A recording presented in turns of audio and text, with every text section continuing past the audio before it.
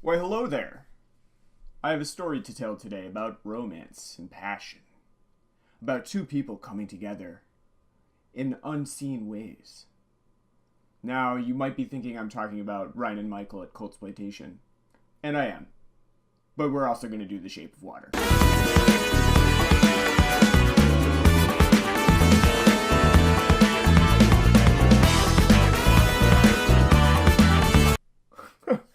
That is a big cigar, I gotta say. So we're back, and I know the first thing that you're thinking of is, wow, you need a haircut. Yes, I do. Thanks for noticing. I will get one as soon as possible. And also, as you can see, I still haven't gotten a real camera. I'm using my Max webcam, and it's not ideal. What it does do, though, is make Michael's videos look a lot better. So, Michael, I'm helping you out here. So go check him out too, because he works for Cultsploitation, and he also writes for his own site at Mind of Tatlock, and he does Unhinged Collectibles, which is a toy store, Canadian toy store that you can order from. So definitely check that out, because he does some unboxings of toys. And though I'm not really a toy collector, I do find them pretty interesting. And he has like 35 different Predator toys, so there's something wrong with that boy. Anyway, today we're back talking about The Shape of Water. Now, I didn't really want to do a written review of this. It's not something that I guess I would really cover as a written review, but I wanted to do a video review of it anyway because it is a Guillermo del Toro film, pretty popular within the cult sphere, has done a lot of great works. I really enjoy a lot of his works like Pan's Labyrinth, The Devil's Backbone, a lot of fun. They often are a dark fairy tale.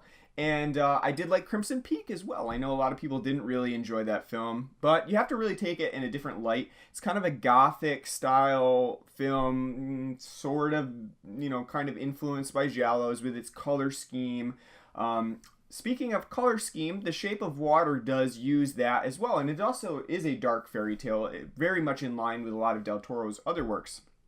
In this case, rather than go with like blues and reds, because this film does take place a lot around water, obviously it has an Aquaman monster as its main, it's not an antagonist, but it's the main focal point. It does have a lot of greens in it. So it's like sea green, sea foam green, teal. A lot of those colors are very much present within the film. A lot of people wear green in this film. They have teal cars. There's a really funny scene in this film where the main antagonist guy buys a very nice new car and it immediately gets smashed up, but it's teal in here. And that is a presence throughout the film, and I really like that actually. It does get rid of some of the regular blue tint that you see within most contemporary films. This is very unique in the way that it looks, especially since it's set within the Cold War time frame as well, so you get a lot of that dress and style. I did like all of the inclusion of, very unique styles of dress. Our main protagonist is a mute who doesn't speak at all, so there's a uniqueness there too. The only time that she does get to speak, and it's not really speaking, but it's more like singing, is during a brief interlude where she has this sort of imagining that she could speak or sing what she feels to Aquaman, who doesn't really get a name, but we'll call him Aquaman. He practically is. So I really like that about Del Toro's works. I mean, this is really something like a fairy tale in much the same style as Beauty and the Beast. You may have heard too that there are some allegations that Del Toro had stolen this idea from another source, but I think that's really kind of debunked when you watch the film, because I guess you could say that the main idea of having this aqua guy who becomes the main focus of the film and the main focus for the protagonist, that I guess that could be shared between certain films, but really we could say the same thing about Creature from the, like he stole it from Creature from the Black Lagoon. There's not really that much of a, it's not unique obviously, but then once you get into it with the Russian side plot, the Cold War side plot, there is a lot more to it than just, a woman who likes an Aquaman guy and then they have sex, which they do have sex. Kind of cool. And I don't know how it works. And the film really doesn't really make that well known, except a little sort of hand gestures that say, here's this, and then it kind of comes out. I'm assuming that he has some sort of like wang that comes out of his cloaca, maybe? A cloaca? I don't know. I don't know how it works, but smarter people than me and biologists probably should imagine that and then come up with the actual way that they have sex, because I want to know. But anyway, the film is really fun. I think that it has a good sense of humor, and I really do like the antagonist through the film, who is really in the style of Del Toro's other films. What he does is he likes to take a power-hungry character, mostly male, and then put them in these situations where they just continue to get more and more aggressive. They obviously have some mental health issues, I would say, especially in the case of this protagonist or antagonist, because not only does he have power issues, like he's very much wants to be in control, but he also wants to silence those people who he doesn't really agree with, or and most of the time actually women. So the main idea of this film, especially when it comes to Sally Hawkins as the main character, Eliza, is that she works in this I guess I would call it like a science lab where they're doing this research on this Aquaman, and she kind of becomes interested in Aquaman for what he is. They're kind of similar in that she finds herself to be sort of a freak, and so is Aquaman. They really have a lot of that in common, where they're not really understood by many people, and so she finds that they have similarities to each other, even though he's an Aquaman and she's a human. Now, Michael Shannon's character, Richard Strickland, he's a crazy dude, and he runs this lab, and he's been doing all this research on this Aquaman, mostly because the U.S. wants to use it as a source of weaponry, and similarly, the Russians do as well. I mean, the Soviets do as well. So it's really kind of a battle in the Cold War sense that they both want this Aquaman to use for their own purposes within the war, and they're fighting over him. So that means that there's Soviet spies.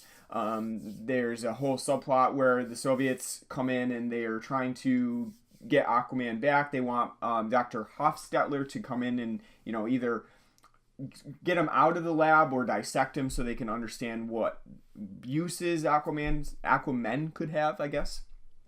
So it's a really interesting approach to this film. I think Michael Shannon does a really great job in this film in terms of being a villain. Very believable. I think he is able to pull off the style that Del Toro really wants to see from his antagonist, because, like I said before, it is very much in line with something like The Devil's Backbone, where you have that really powerful, controlling figure, or Pan's Labyrinth. Again, very similar actually to Pan's Labyrinth in the way that the characters are crafted. Now, again, there's also this scene where a man gets shot in the face. That seems like another thing that Guillermo del Toro really enjoys seeing on screen. So a lot of similarities to some of his other films in the same sense, and how they kind of play out too. Very similar setup to that. But I think that Del Toro includes a lot of good humor in here that keeps this film rolling, especially for people who aren't really totally interested in romance, because The Shape of Water really is a romance in many ways. It's a romance about Eliza and this amphibian man. It's more of a drama about Eliza finding herself, and then also Richard Jenkins' character, Giles, finding himself, because they have sort of a unique relationship where Eliza lives next door to this Giles character. He's a struggling artist, and he's not really accepted within society as well. People don't really like his artwork. They're moving. He kind of does more of a, I would say like a Campbell's Soup style, Andy Warhol painting.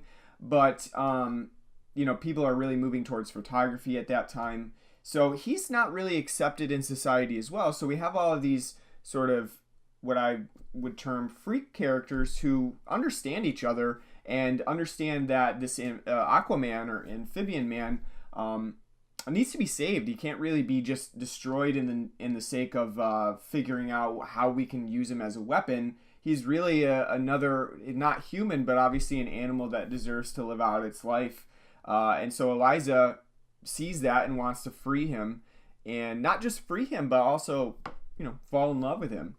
So there's that romance aspect. But I think more so, the really interesting themes of The Shape of Water is understanding that, how we have to understand other species, or how we, determine what we use as, animals and eat and, dissect, and how we let other beings live out their lives. There's a lot of that in here, from not just some of the, like the Aquaman character, but also Giles' character, who is gay, and we do see that very briefly touched upon in a restaurant. That's why pie is so important within this film.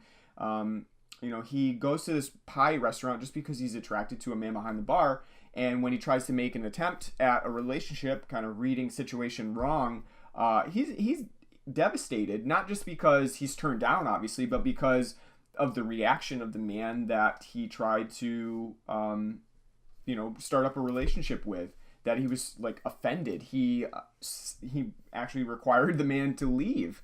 And that also comes out with a lot of the female characters who are silenced, who really are just there to do dishes and make dinner and things like that.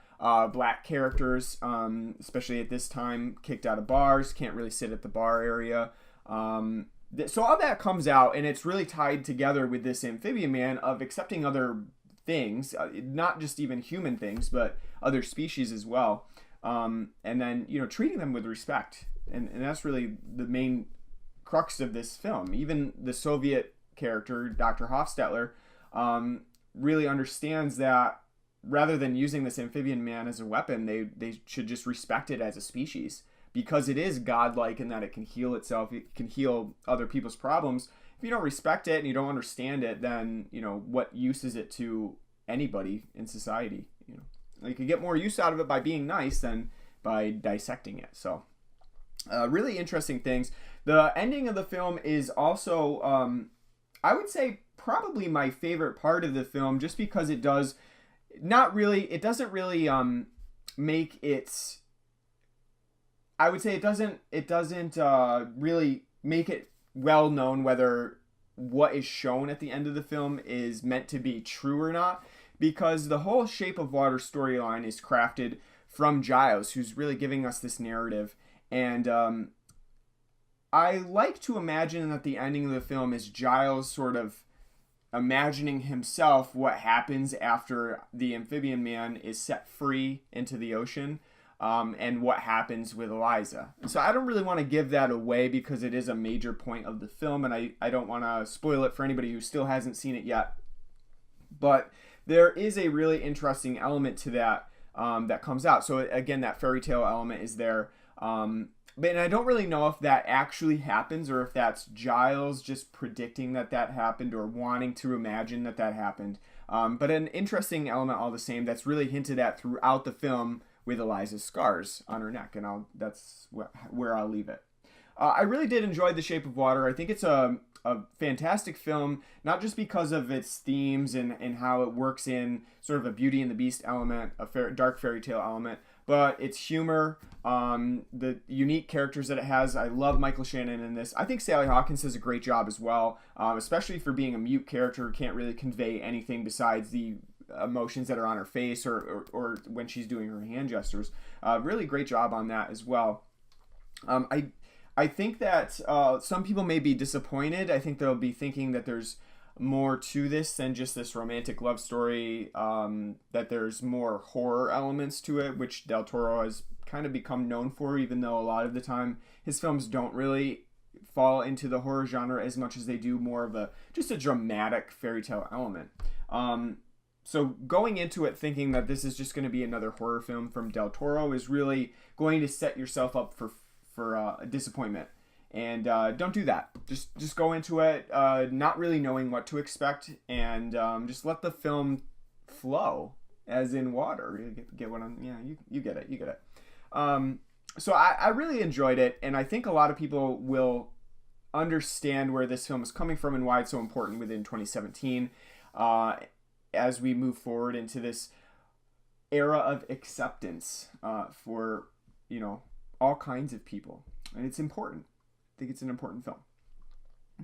Thank you for watching. I hope you enjoyed this video review. I do hope to do more, and I am going to get a new camera, so don't pester me about that. I'll get a new one. Check out cultsploitation.com. We've done a lot of new reviews recently. We did some from 88 Films, which we really haven't done before. Thank you for sending that, 88 Films, if you're watching this. We did Sweet 16, their new release of A Cat in the Brain on Blu-ray. And we've done, a couple others too. As you know, Vinegar Syndrome's Sweet Sugar, which I did a video review on.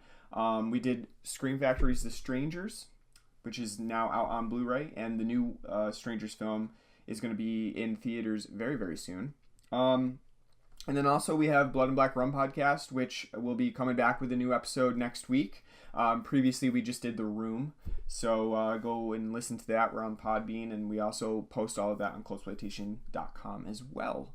I also wanted to let you know that they do have a Aquaman dildo, so you can definitely check that out. And if you wanted to give us a gift or something like that, I'll give you Michael's address. Thank you for watching. Make sure you hit that subscribe button, and we hope to see you back on cultsploitation.com.